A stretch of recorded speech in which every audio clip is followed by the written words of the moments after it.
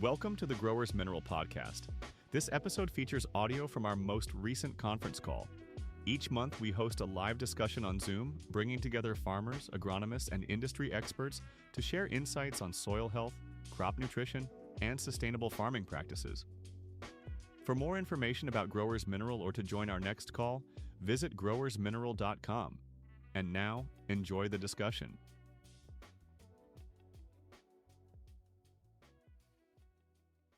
Hello, everyone. Welcome to the Growers Monthly Call on this Thursday night. We find ourselves in just about mid-December here now. Spent the last few days at an expo here in the west side of Michigan.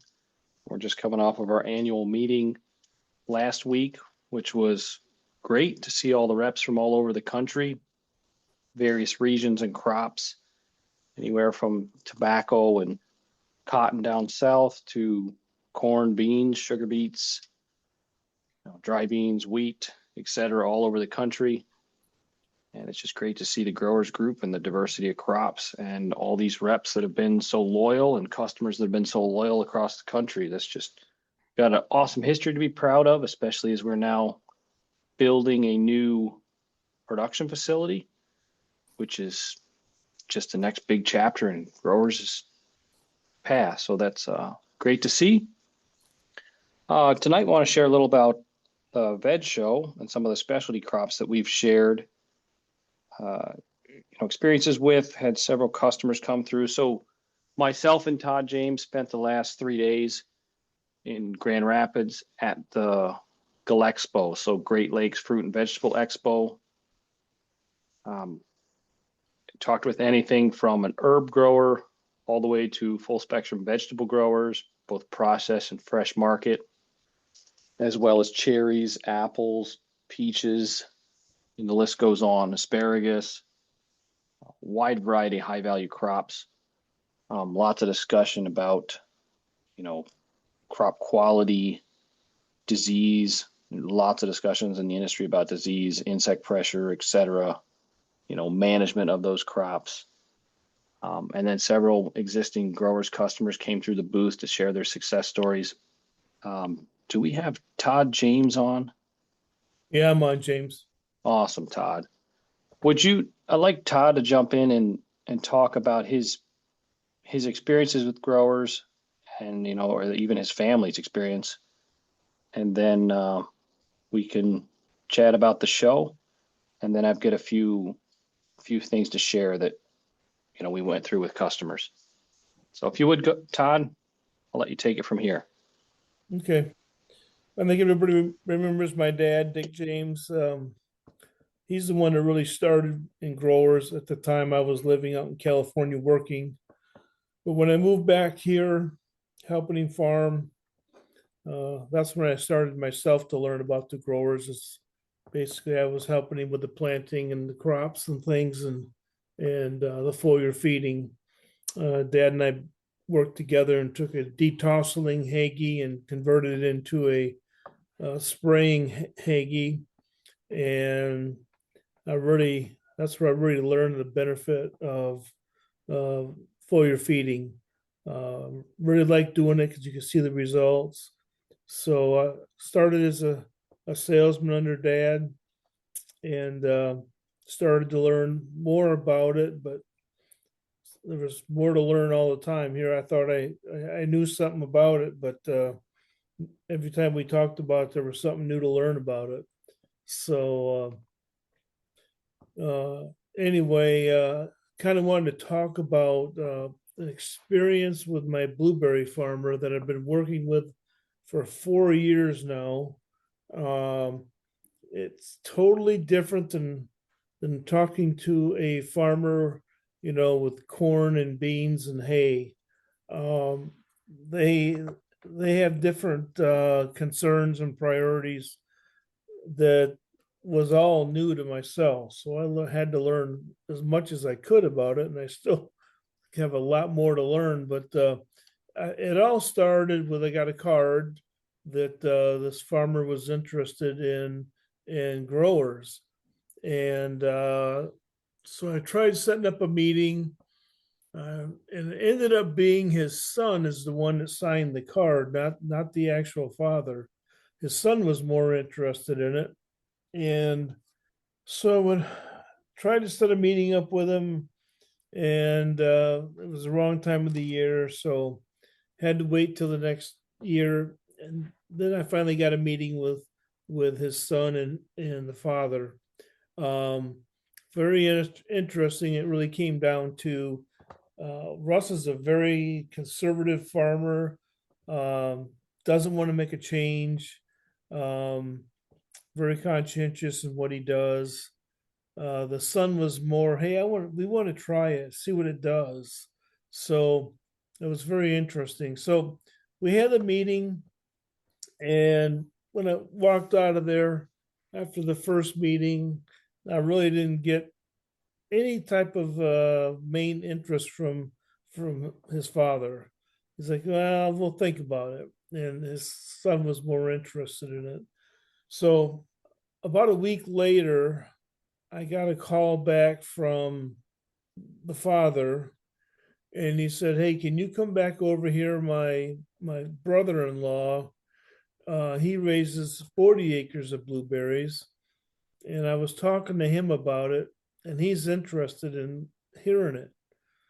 So I went back over there, presented, my PowerPoint and talking about the growers program and all the benefits from it and such. And after going through it, his name was Rex, and he said, well, how many gallons would it take to do 40 gallons of blueberries? And basically what I did is I got that green book out. That book is valuable. There's so much information in that little green book. And I calculated it out. And I said, well, you probably need around 600 gallons. He said, how much is that going to be? So I figured it out. He wrote me a check right there. He ordered 600 gallons. He said, what I'm using right now, he said, it's expensive and I can't afford to keep spraying for a different situation in the weather, rain, no rain, or temperatures. He said, I don't have time for it because he worked also. So Russell was kind of surprised how Rex just jumped on it right away. So I sold 600 to his brother-in-law, and he had good success. So Russ bought some to do like a test plot. So when I talked to him the following year, I said, have you started using the growers yet? He said, no, been too busy just with everything. Anyway, he didn't use his test plot, didn't do it at all. So really, from my perspective, a little bit discouraged and trying to get him to at least do it. The son kind of stepped back away. He went another direction, driving truck. So now I'm working with just Russell, the father. So the next year, talked to him, and he said, I'll buy 1,000 gallons. So he bought 1,000 gallons, and he used it, saw some benefit, and then he bought 2,000 gallons the following year. And I'm working with him, and the thing is, he is diluting it. And I kept telling him, okay, here's what you got to do. So I worked with him on the dilution, and I get a phone call from him year 2 in the spring. And he said, there's something wrong with its growers. And I said, well, what's wrong with the growers? I don't know. My screens are plugging, the nozzles are plugging. I don't know. So I go there that day, and I said, well, I see what's going on. Did you really clean the tank before you put the growers in? Well, no, there was some other stuff in it. It was his worker that did it. He didn't rinse it out good. And I said, yeah, I see all the growers, all those white flakes on the ground here. That's your growers. That's precipitated out. He said, yeah, we got it all rinsed out and it worked fine. So the year he bought the 2,000 gallons, he says, if this really works, he said, just off the beginning, you're going to save me about $32,000 in my input costs. So with everything, he must have been using a similar program to what Rex was, because it was one of those programs he had to have so many different things there to use at different times. So he knows that growers works. He's very conscientious about the pH. We talked quite a bit about that, and he uses gypsum, which is fine, but he's very conscientious about the pH. And I keep talking to him about, we need to get your pH up so we can get more sugar in your blueberries. Oh, no, we can't do that. We can't do that. So, well, there's farmers that are doing it right now, and it's very successful. So I got him thinking about doing a test plot next year where we can start, doing some things out of the box in his mind.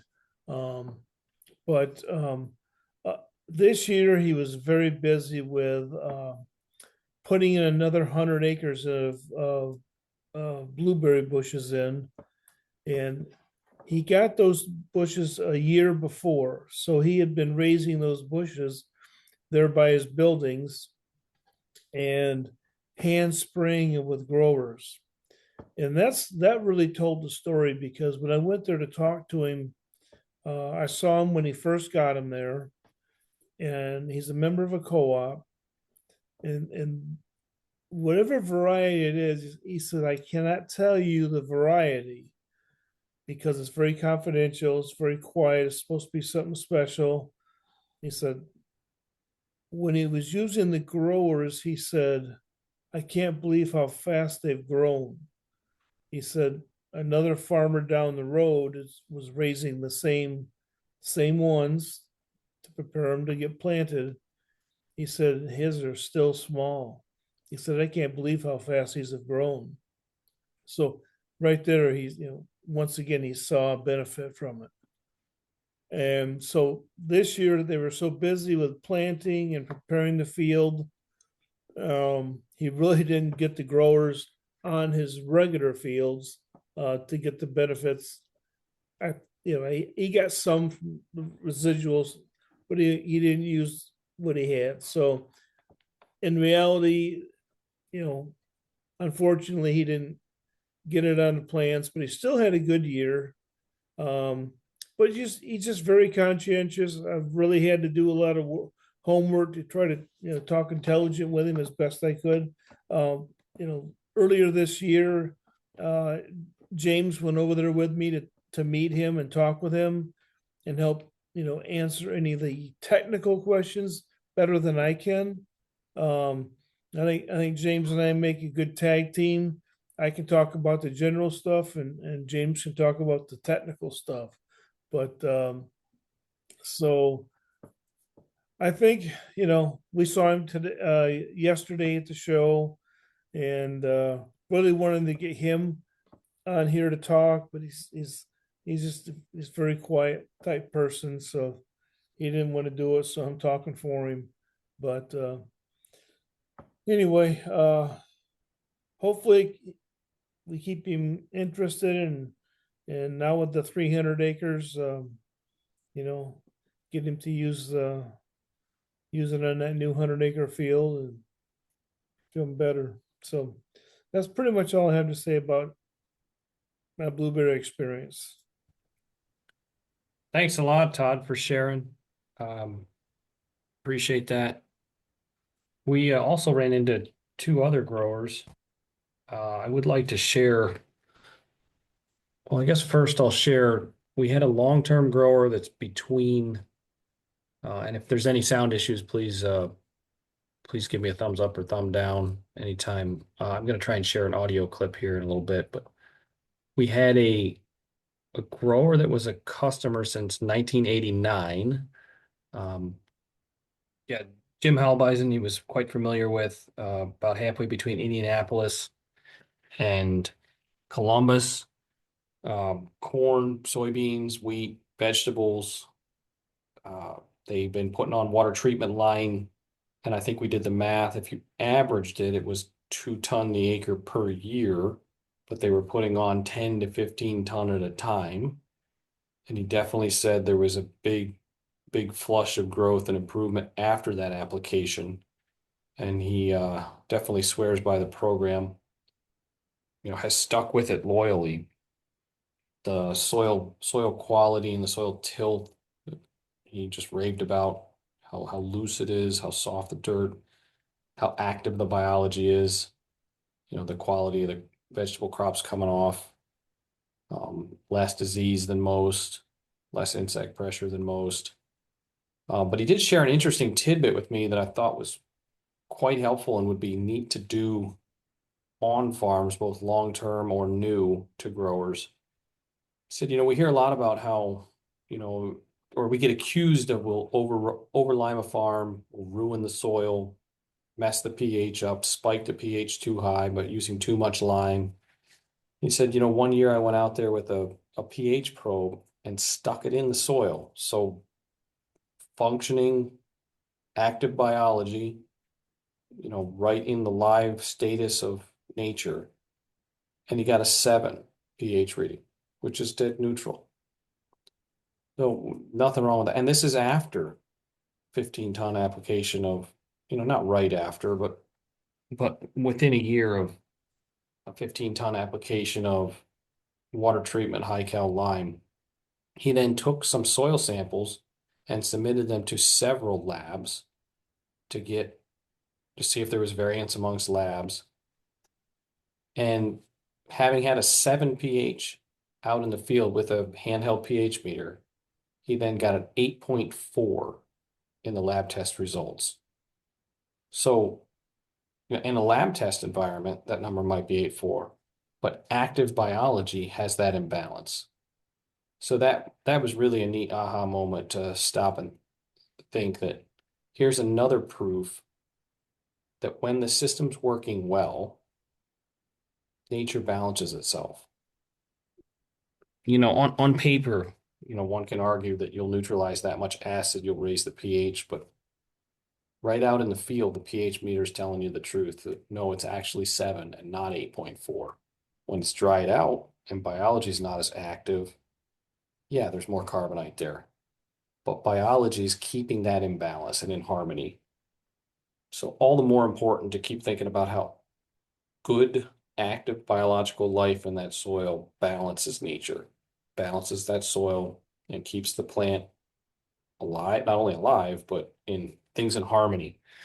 And that's really those microbial life forms that we can't see.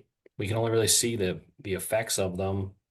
They're microscopic. They're too small to quantify to see. I mean, we can do it under a microscope, in a lab, in a petri dish, etc. There's some testing now that quantifies that, especially with genomics coming much more prevalent. Certainly still costly, but definitely a prevalent thing. But just what living proof to show there that nature has balance and will balance itself. Plentiful calcium environment, which, as Jim Halbeisen likes to say, you can live 3 weeks, 3 days, 3 minutes, 3 weeks without food, 3 days without water, or 3 minutes without oxygen. Life will cease to exist after 3 weeks without food, 3 days without water, or 3 minutes without oxygen. So oxygen is that vital. And what does calcium do but help open that soil profile up and allow microbial life to exist and to flourish? Maintaining that calcium is incredibly important. Later, we also had a chance to talk with Markus Weber, who's a district manager in Ontario. He's about 2 hours south of me, 45 minutes southeast of Detroit. He's from, interestingly enough, from the Black Forest of Germany. And we chatted a bit, and I picked his brain on, why do Europeans always seem to have things much more fine-tuned than Americans? Whether it's German tillage equipment, German tractors, Italian cars, there just seems to be a lot more refinement. In soil, we don't see that as much. I don't read German agronomic manuals or Italian, agronomic journals. Language barrier is the problem there, but it's just phenomenal to see. They're tighter on regulations for pesticides, but he just reiterated that it's so important for them. The land mass is tight, and it's so precious because the population per square mile is higher, that they have to be that much more vigilant protecting that soil and sustaining it for generation to generation to come. We haven't had that. We talk about the Great Dust Bowl or tobacco burning ground out, farmers moving farther west. And that wasn't an option in Europe. We've had that luxury in the history of the US, but that's not been a reality in Europe. So they're much more dialed in and vigilant with their soil health and the sustainability of the farm. I'm going to try and share an audio clip that we recorded. Markus wasn't able to join us tonight on the call, but he did allow me to record him and share that story. So I'm going to do my best to share that now. Bear with me. If there's any sound issues, just tell me and we'll stop that. So here we'll share this clip. It's about 13 minutes long. So.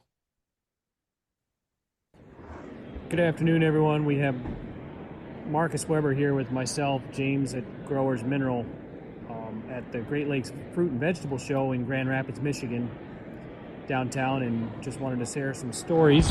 Markus here is from Ontario, Canada, just south of Detroit, outside of Windsor. And Markus hails from Germany, and particularly the Black Forest of Germany.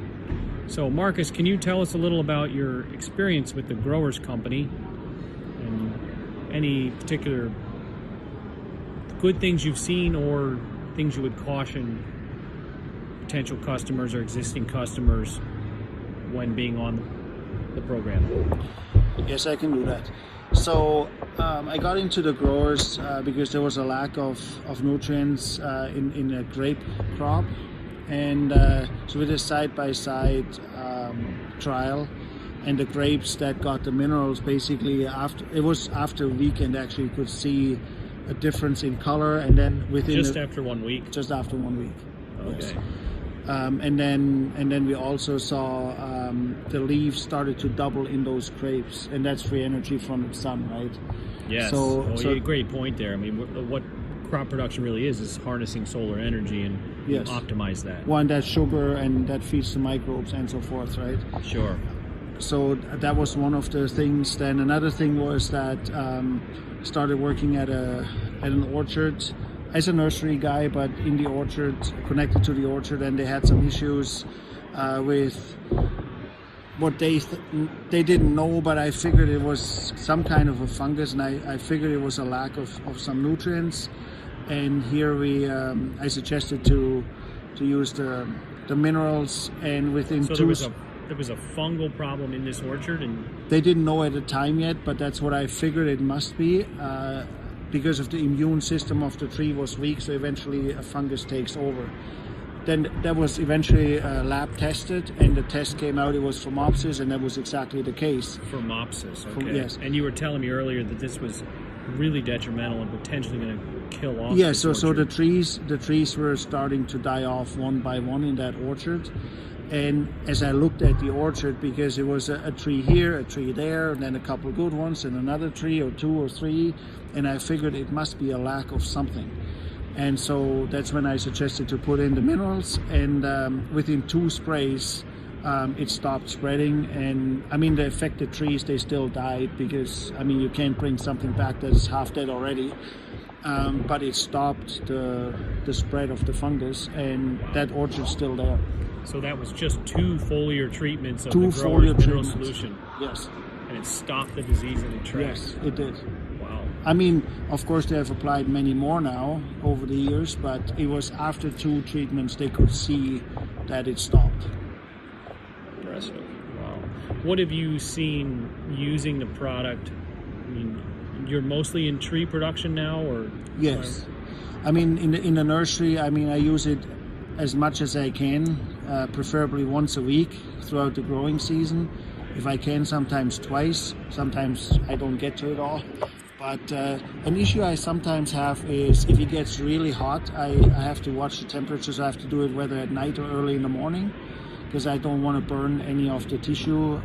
With the growers' yeah, product. it's just salt, or even if you put water on a leaf in the heat of the day, it'll give you burn marks because it's very tender new growth, and you don't want that. So you have to watch it a little bit. Usually I don't spray if it's above 28 Celsius. You would have to do the math on your Fahrenheit, but yeah. Interesting. And aside from seeing good response with the grower's product itself, as a nutritional additive, dominantly a clean phosphorus source with all the micros as well, is there anything in a cultural practice for nursery growers or tree growers that you can recommend that our listeners can take away? Is it something that really stands out to help? So I think what stands out is, so I use it mostly as a foliar spray, but I also promote it at least twice a year.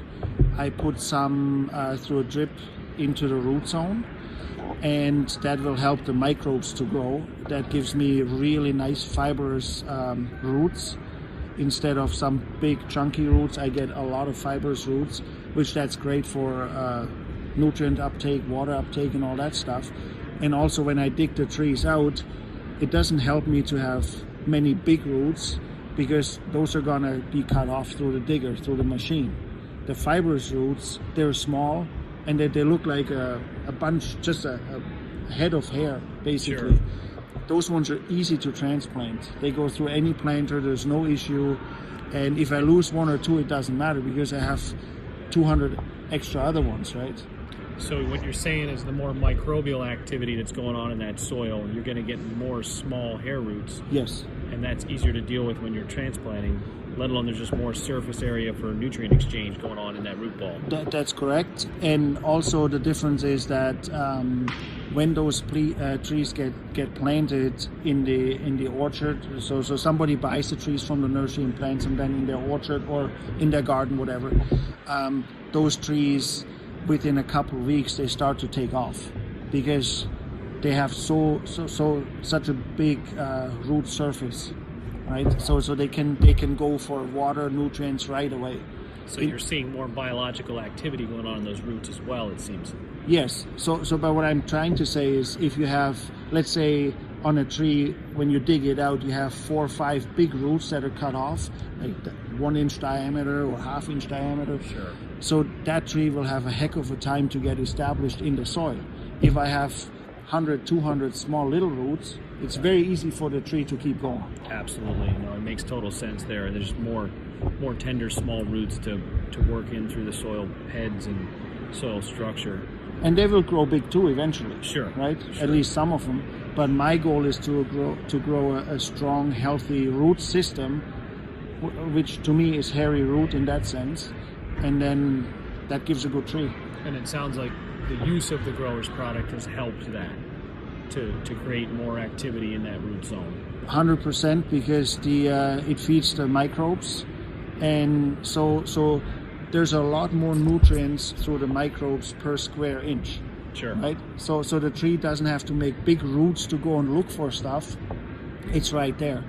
So it makes small roots to get as much as he can in a smaller area, which is not a bad thing. I still have big roots that go for the water, right? Mm-hmm. But we know that in the top 20 centimeters, or what's that, 8 inches or so of the soil, that's where most of the activity actually happens. Yeah, and that rhizosphere. Yes, exactly, and that's where you get the good hair roots, and that's where the nutrients are, and that's what ends up in your tree eventually. Now, if we were to take growers out of the discussion, is there anything that you notice in tree management that that really shines as a practice to do, and aside from growers itself, without using the product. Just if we're just talking nursery stock production in general. Well, the main thing is I know that a lot of nursery people or tree growers, they try to present a really nice big tree to sell, promote a big tree, and they really many times don't care too much about the root, because the bigger the tree on the top, the more money they get. I have a different philosophy. My philosophy is I'm going to sell you a strong root base, and the tree is on there. I don't care if the tree is a little bit smaller, because that tree will outperform any other tree because it has the root mass and the potential to suck up all the nutrients from wherever it's planted to get going fast, and it'll catch up with the other trees and eventually actually take over, like grow faster and bigger than those trees, because it just has a real good start. Now that just sounds like the definition of biological efficiency. If we get those root systems bigger and more microbial activity happening in that root zone or rhizosphere, yes, you have much more efficient capabilities of growing that tree and its fruit, etc. Yes. That applies to any tree or bush, or actually to any plant. Yes, fair, absolutely. And the fact that we get more energy level and more metabolism cycling in that plant, and then more microbes and root exudates excreting out of those roots, the energy and the cycle of mineral cycling just compounds. Yes, that's correct. Absolutely. And so that's the goal, and with the minerals, it just enforces that whole process. I mean, some people, I've worked in different fields in the nursery and stuff, and some people try to root prune to create that root mass. Some people try to force different chemical things into the soil, but the minerals, they just do it naturally. Yeah. So yeah, exactly. Why wouldn't I do it? Why do I need to chemically thin or something else when you can just get the system to function at a higher level of health? That's correct. And that disease story was quite interesting to see that you stopped it in its tracks after just 2 foliar applications of the product, because it was probably deficient in energy production itself, let alone micronutrients. Yes. The metabolic processes of the plant were held back, and micronutrients, some of them boron, zinc, copper, are very key to fighting off disease, but that's through metabolic processes in the plant naturally. The one issue I see sometimes with soil tests is that the question is, what are we testing for, right? We're not testing for everything. There's way more stuff in minerals that we actually test for in a normal soil test. Sure. So we may have technically everything in the soil, but there's still a nutrient missing or too low for a certain crop that we don't even know because we never test for it. Oh yeah, there's more than 60-some nutrients that are essential to plant growth, and we really only test 12 to 16 of them on average in a soil test. Exactly, and if I put growers, I know I have everything I need, and if something is low, it's going to be there through the growers, right? And I think the fact that the growers has seawater in it, which has a lot of those other essential nutrients, maybe not even in real high amounts, but the fact that there's some in there keeps some of those microbes and biological processes going. Well, and it's the same for our health too, right? There's certain things we don't need a lot of. It doesn't have to be high, but we need it, right? To be healthy, to function, and to have a healthy immune system. So it's the same for plants. And oxygen. I mean, yes. Oxygen is key, and pushing that calcium more than the industry does on average seems to really open the soil up. Yes. And let that oxygen get in, which that's important. If things are going to live, I hear all the time from Jim Halbeisen, 3 weeks, 3 minutes, 3 days, or 3 days, 3 minutes. We can go 3 weeks without food, 3 days without water, 3 minutes without oxygen. That's correct. Oxygen is that important, that it's the most needed. It's something that happens subconsciously in the human body, and it's not just for humans, it's for microbial activity. That's exactly. Well, great. I appreciate you sharing their stories. No problem. Hopefully we'll see you on your nursery and farm at some point here in the near future. I hope so too. It sounds like it's quite an operation. We got to talk with one of your peers too earlier today, and many other growers across the show here. So with that, I really appreciate your time, and we'll catch up in the future. Thank you very much. Thanks for having me.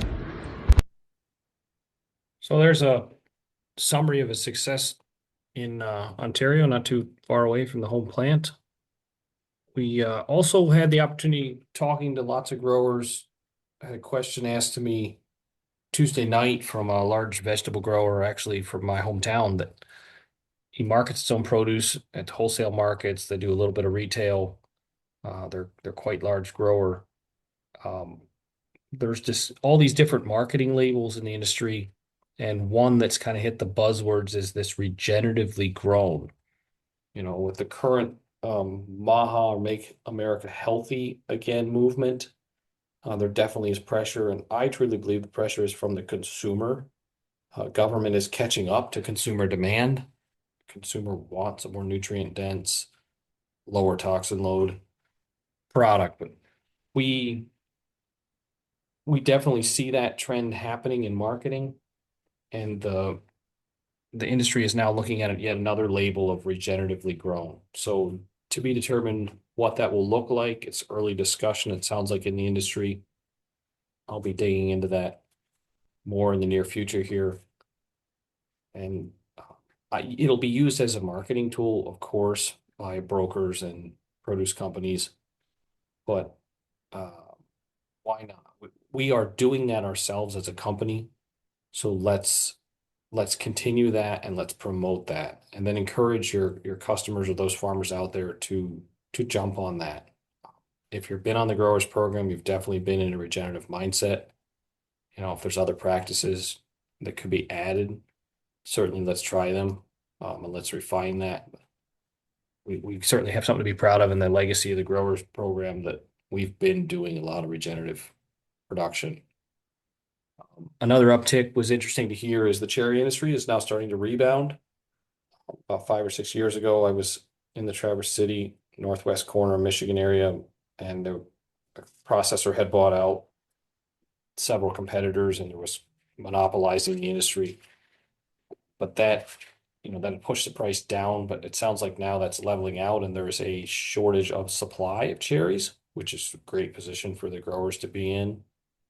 And that will only encourage pricing to climb. We have quite a cherry industry in Northwest Michigan. You know, fresh market, frozen pack, etc. And just real neat to hear when ag is getting an uptick, just like the beef world has been. With that, I don't have too much more to share tonight. We'll be following up with a bunch of customers across the country in the near few months. I'm looking forward to seeing you at the winter meetings and on farm visits. So if there's any questions, I'll open the floor up, but with that, that's all I've got to share. If not, we can wrap it up, but don't want to deprive anyone from the opportunity to ask some questions. It is late. I see the Mercs are on here. And hey, James, Jim Hobeisen. Great success of blueberries down there from the Mercs in Georgia, adapting the growers program. So if you haven't heard about that, certainly search that in our YouTube channel or podcast. And there's been articles in the Solution about that as well. But definitely something to be proud of, a great success with improving blueberry production and diversifying into markets. I heard that over and over as I went on the show and asked the question, what's the hot crop? Hey, James, you got me? Yeah, I'm here, Jim. Yeah. I'm Good. Yeah. James can't hear us evidently. So I just want you to chat a little bit about what we did this week down in the Carolinas. Yeah. We didn't have a whole lot of success stories about our crops this year because of drought and too much water. A few areas I think did okay. But they're profit margin didn't seem to be there, and they were all bent out of shape on that account. But overall, I think our meetings were a pretty good success. Jim, as usual, always did his thing and did a good job with it. And Russ came in, and we got some good podcast in. I think they did well today and yesterday at lunch at the Lewis farm with Kenny and Laurel Lewis. We didn't have as good a success as I would have liked. The sun came out the last 2 days, and kind of hard to get the guys out to the meetings, but we were able to get in touch with some of them by phone, and so some of that turned out okay. Others we just had to listen and try to calm them down a little bit about their year. But I would like to comment on that, Terry. Cotton seems to be a big problem in the South, guys. Price of cotton has been, very, very poor. And guys use cotton in these super dry years, and the guys that we were talking to was saying, early on they were wet, in these extreme wet events. And then, it just turned bone dry, and they get that super heat down there that really gives them problems. And see, they trying to use the cotton crop to kind of buffer themselves a little bit, but the prices have just been very poor. So it's really put those guys in a bind, basically. So that's really the thing that guys want to talk about is, Trumper's going to come out and by the end of February, supposedly we're going to see some more money flush into the system. But these guys are saying, just give us a market that we can work with, and we'll figure out how to control the inputs and get ourselves halfway profitable. But that's really the big complaint that those guys have, which is what we're seeing across the country. And so, like Terry said, it was kind of difficult, but again, the growers program was really shining. Terry's got some very nice customers, and they're working on getting that calcium level higher in the soil and trying to shed off this idea that you got to control the pH all the time too. One gentleman's just trying to add more calcium, and his pHs are low, and so the calcium's not pulling it up to the same extent when you get magnesium in the stone. So it's been a little bit of a challenge for him, but man, he's just really impressed when he gets that calcium in there, how he can deal much better with that dry weather. It's kind of interesting. He said where he put the calcium on, and then he had some soil where he didn't, so he was using the irrigator to try to keep up. And he said, really, my dry land ended up being a better yield than where he was irrigating, where he didn't have the calcium. So he's pretty well convinced that this is something that he's got to be working on. And again, it's just like everybody else, finding the calcium that's reasonable and getting that to get that applied in a level that will make him competitive, or at least try to deal with some of these extremes that we're seeing. So the James did a real nice job talking about the Make America Healthy Again. And you guys that are looking at AgWeb or DTN, the USDA now has got $700 million for this regenerative farming. And if you read some of those articles that, Rollins is taking the lead on this, but Kennedy is involved with it. And Kennedy's comments are what they're seeing with this regenerative agriculture is that the products have more nutrient density. And see, this idea of food as medicine is really what they're pursuing. And it's going to get very interesting, guys, because the pharmaceutical companies or the chemical companies, fertilizer companies, they're going to push back on this, man. So, what we've been talking about at growers for 70 years is really getting some backing, from the Trump administration. But how far are they going to push this? Because, again, there's going to be blowback, from the industry. And it's kind of interesting, guys. There was a very nice article that was published discussing the CEO from Bayer trying to get these lawsuits under control. And one of the things that have come out of this is one of the papers that was published in Europe promoting the safety of Roundup. They've withdrawn that paper. That particular scientific coalition has pulled the paper off because of some of the data that they used in there. Well, right away, this paper has been used by the Bayer lawyers to basically back their position. And now that it's been withdrawn by those particular scientists, there's a whole lot of stink going on that. That article, basically, if you're interested in that, when I get back in the office, we'll have that put together so that you can take a look at it.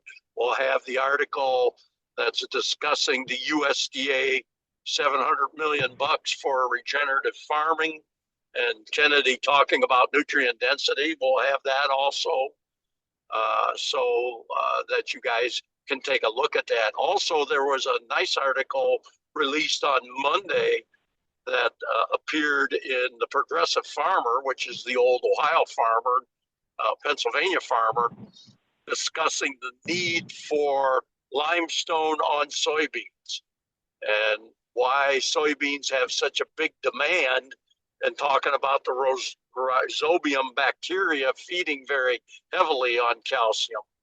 And see, this is something that we've discussed for many years, that when you start with calcium, go put the legume out there first, because they very much respond to that calcium level in soil.